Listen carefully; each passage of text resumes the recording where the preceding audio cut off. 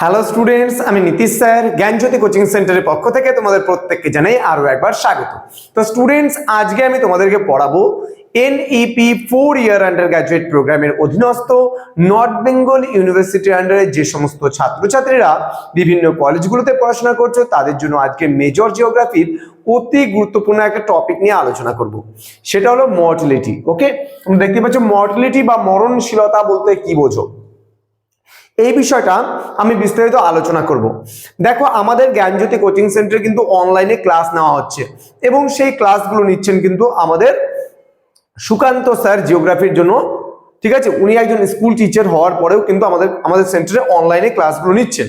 কিন্তু স্যার যেহেতু সময়ের অভাব, সেহেতু ইউটিউবে ক্লাসগুলো আমাদের কন্টিনিউ না যাওয়ার কারণে আমি কিন্তু আজকে তোমাদেরকে ক্লাসগুলো দিচ্ছি, বা আমি কন্টিনিউ এখন ইউটিউবের ক্লাসগুলো তোমাদের জিওগ্রাফি করব। তো স্টুডেন্ট কিন্তু পড়াবে কিন্তু স্যার, ঠিক আছে, পড়াবে কিন্তু সুকান্ত স্যার, কিন্তু আমি ক্লাসগুলো কিছুটা দেব। তো যাই হোক, আজকে ক্লাসটি শুরু করার পূর্বে তোমাদেরকে বলবো, যারা এখনো চ্যানেলটিকে সাবস্ক্রাইব করোনি তারা অবশ্যই পরবর্তী ভিডিওগুলো পেতে চ্যানেলটিকে অবশ্যই সাবস্ক্রাইব করে পাশে থাকা বেল আইকন অল প্রেস করে রাখো, যাতে নেক্সট টাইম থেকে কোনো ভিডিও আপলোড করলে তার নোটিফিকেশন সবার আগে তোমার কাছে পৌঁছে যেতে পারে। এছাড়া তোমরা যদি আমাদের কাছে অনলাইনে পড়তে চাও তাহলে অবশ্যই যোগাযোগ করো। আমাদের অফিসিয়াল নাম্বার বোর্ডে তো দেওয়াই আছে, 6295916282 এবং 7076398606। তো ছোট্ট করে অ্যাডভার্টাইজমেন্ট হয়ে গেল। এখন আমরা তোমাদের পড়াবো। তো দেখো, মর্টালিটি বা মরণশীলতা কি। দেখো, প্রতিটা জীবের বা প্রতিটা মানুষের কথা যদি আমরা বলি, আমরা জীবের প্রসঙ্গে যাব না এখন, যেহেতু আমাদের এটা বসতি ভূগোল রয়েছে। তো এই বসতি ভূগোলে আমরা যদি দেখি তাহলে প্রতিটা মানুষের যেমন জন্ম আছে, প্রতিটা মানুষ কিন্তু মৃত্যুও আছে। এইবার প্রতিটা মানুষের জন্ম যেমন একটা নির্দিষ্ট সময়ে হয়, কিন্তু মৃত্যু কিন্তু কেউ জানে না। যেমন মনে করো, একজন মা তার গর্ভের সন্তানকে কিন্তু জানে যে আমরা 10 মাস 10 দিন পরে আমার সন্তান ভূমিষ্ঠ হবে, কিন্তু মৃত্যুটা কেউ বলতে পারে না। আজকে আমি বলতে পারবো আমার মৃত্যু কিভাবে, কখন, কেমন ভাবে লেখা আছে। তুমি বলতে পারবে তোমার মৃত্যু কিভাবে, কখন, কেমন ভাবে লেখা আছে।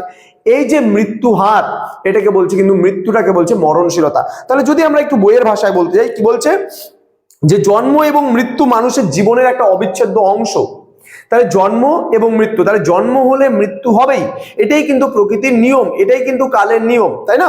তো বলছে মানুষ মাত্রই মরণশীল। এবার মানুষ যখন জন্মগ্রহণ করেছে তাহলে মানুষকে তো মরতে হবেই, সেই অর্থে কিন্তু প্রতিটা মানুষই কিন্তু মরণশীল, তাই না? তো কি বলছে, মানুষের মধ্যে জীবনের কোন রকম প্রমাণ না থাকলে তাকে আমরা মৃত বলে কিন্তু গণ্য করি, অর্থাৎ যার মধ্যে প্রাণ নেই তাকে আমরা বলি মৃত। এই যে মৃত বলে ঘোষণা করছি, তো জন্মের পর থেকে শিশু অবস্থা থেকে যে কোনো সময় বা যে কোনো অবস্থায় কিন্তু একজন মানুষ কিন্তু একদম বৃদ্ধ বয়স অবধি একেবারে শেষ পর্যায় পর্যন্ত কিন্তু সে মরতে পারে। তাহলে এই যে মরাটা বা এই যে মৃত্যুটা, এটাকে কিন্তু বলছে মর্টালিটি বা মরণশীলতা। এইবার দেখো, মানুষ যে মরে, তাহলে জন্মগ্রহণ করার পূর্বে একটা সন্তান একদিন পরেও, জন্মের পরেও কিছু কয়েক সেকেন্ড পরেও মারা যেতে পারে, তাহলে সেটাকেও আমরা মরণশীলতা বলবো। দেখা যায় 1-2 দিন পরেও মারা যেতে পারে একটা সদ্যজাত শিশু, তাকেও আমরা মরণশীলতা বলবো।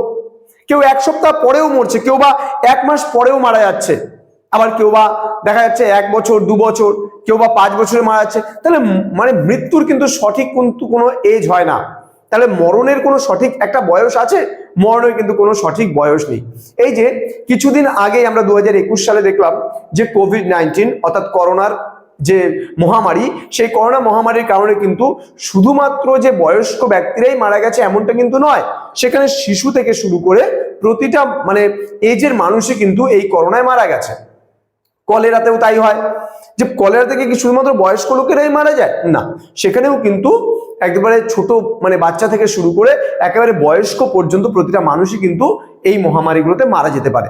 তাহলে এই যে মৃত্যু আর মৃত্যুর কারণগুলো কি কি? তাহলে মৃত্যুর প্রথমত আমরা যদি কারণ বলি তাহলে মহামারী বলতে পারি আমরা। তাহলে মহামারীর কারণে মারা যেতে হয়, যেমন কোভিড-19 একটা মহামারী ছিল, তাহলে এটা ভাইরাস ঘটিত রোগের কারণে মারা যেতে পারে। তারপরে কি বলছে, এবার মনে করো এখানে যদি বলি আমরা আরো কিছু, যেমন এইডস এর কারণে অনেক মানুষ মারা যায়, তারপরে হচ্ছে ক্যান্সারের কারণে অনেক মানুষ মারা যায়, তারপরে হতে পারে বিভিন্ন শ্বাসকষ্টের কারণে অনেক মানুষ মারা যায়, লিভারের রোগে অনেক মানুষ মারা যাচ্ছে, হ্যাঁ, অনেকে কিডনির সমস্যার কারণে মারা যাচ্ছে, অথবা অনেকে দেখা যাচ্ছে অসুখ বিসুখের কারণে মারা যাচ্ছে, কেউ বা পথঘাটে অ্যাক্সিডেন্ট হয়ে মারা যাচ্ছে। তো বিভিন্ন কারণে কিন্তু এই মানুষের মধ্যে এই মরণটা আমরা দেখতে পাই।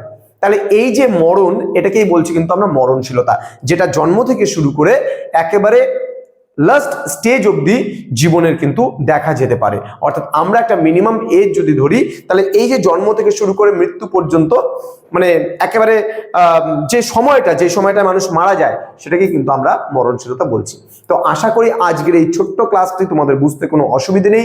এর পরের দিন আমরা ইম্পর্টেন্স অফ মর্টালিটি পড়াবো, তারপরে হচ্ছে কজেস অফ মর্টালিটি পড়াবো। মর্টালিটি সংক্রান্ত যতগুলো বিষয় আছে আমরা কিন্তু ধাপে ধাপে পরবর্তী ক্লাসগুলোতে নিয়ে আসবো। তো তোমাদের যেটা করতে হবে, চ্যানেলটাকে অবশ্যই সাবস্ক্রাইব করে পাশে থাকা বেল আইকন অল প্রেস করে রাখতে হবে, যাতে নেক্সট টাইম থেকে কোনো ভিডিও আপলোড করে তার নোটিফিকেশন সবার আগে তুমি পেতে পারো। দেখা হচ্ছে আরো একটা নতুন ভিডিও নিয়ে। তোমরা প্রত্যেকে ভালো থেকো, সুস্থ থেকো। Thank you so much. Thanks for watching after all. Thank you.